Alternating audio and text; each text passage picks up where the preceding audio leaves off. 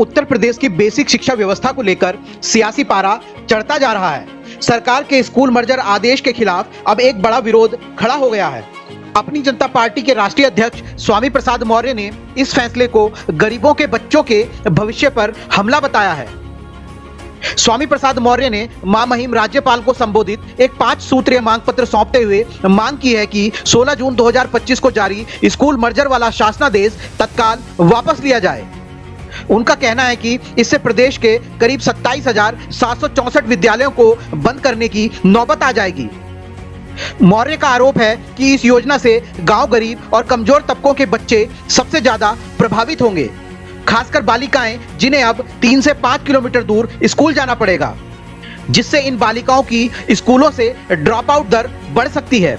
उन्होंने बताया कि राज्य में शिक्षकों की भारी कमी है। जहां जरूरत 12,60,000 शिक्षकों की है, वहां अभी महज आधे शिक्षक कार्यरत हैं।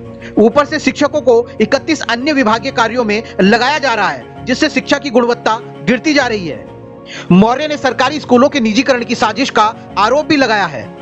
उन्होंने कहा कि यह मर्जर पॉलिसी धीरे धीरे सरकारी स्कूलों को बंद करने और निजी हाथों में सौंपने की तैयारी है। स्वामी प्रसाद मौर्य ने कहा, शिक्षा पर कुठाराघात को बर्दाश्त नहीं किया जाएगा। हम गरीबों के बच्चों की लड़ाई सड़कों से लेकर सदन तक लड़ेंगे। राज्यपाल से हमारी मांग है कि इस जन विरोधी आदेश को तुरंत निरस्त किया जाए। स्वामी प्रसाद मौर्य ने चेतावनी दी है कि अगर सरकार ने इस फैसले पर पुनर्विचार नहीं किया तो राज्यव्यापी जन आंदोलन छेड़ा जाएगा।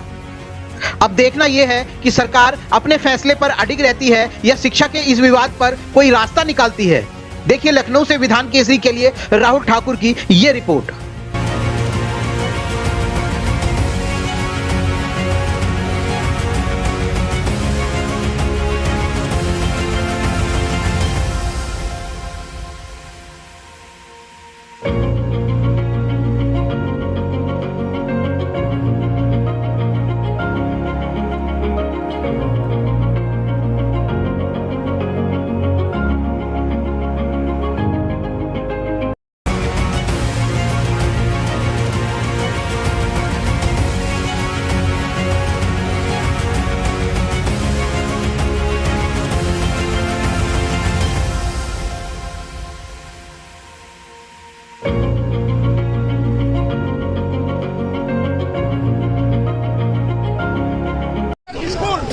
बंद होंगे 3 से 4-5 किलोमीटर दूरी पर 6 साल के बच्चों को स्कूल जाना पड़ेगा और स्वाभाविक रूप से 90% छात्र की पढ़ाई बाधित होगी और बेटियों का 100% शिक्षा बाधित हो जाएगा।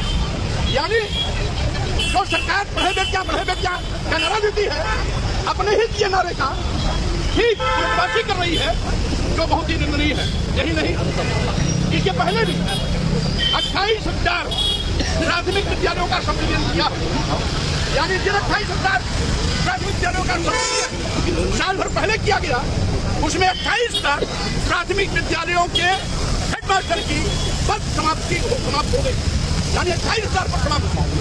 और इस 27,764 स्कूल के बंद होने पर लगभग 2,25,000 शिक्षक, शिक्षाविद, रसोइये मिला करके इनकी नौकरी खतरे में पड़ने जा रही है। जहां 14 लाख बच्चों की पढ़ाई छूट रही है, वहां लगभग 2.5 लाख एम्प्लॉई की नौकरी भी जाने वाली है। यही नहीं, सरकार बड़े पैमाने पर शराब की दुकानें खुलवा रही है और स्कूल बंद करवा रही है। यानी सरकार की प्राथमिकता मंत्रालय हो गया है, विद्यालय नहीं, जो बहुत ही शर्मसार करने वाली बात है। और साथ ही मैं कहना चाहता हूँ, योगी सरकार दलित विरोधी, गांव विरोधी, गरीब विरोधी, मजदूर विरोधी, किसान विरोधी सरकार है। क्योंकि इन 27,764 स्कूल जो बंद होने कगार पर है, इसमें गांव, गरीब, मजदूर, किसान, दलित, आदिवासी, पिछड़े समाज के बच्चे पढ़ते हैं। जिनके पास कुछ नहीं है, उनके ही बच्चे प्राथमिक विद्यालयों में पढ़ते हैं। अगर संपन्न होते तो अन्य संपन्न लोगों की तरह इनके बच्चे भी नर्सरी, केजी, अंग्रेजी स्कूल में जाते।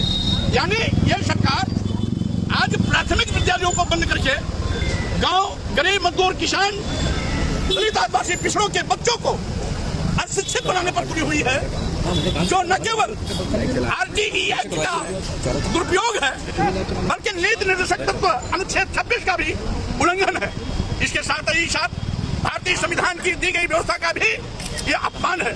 संवैधानिक पदों पर बैठे हुए सत्ता शासन के मंत्री, मुख्यमंत्री आदि लोग आज सत्ता मत में चोर होकर के, मदान होकर के इस प्रकार की घिनौनी और जन विरोधी कार्रवाई करने पर उतारू है, जिसके विरोध में अपनी जनता पार्टी एक प्रतिवेदन महामहिम राज्यपाल जी को देने के लिए यहाँ से चल रही है।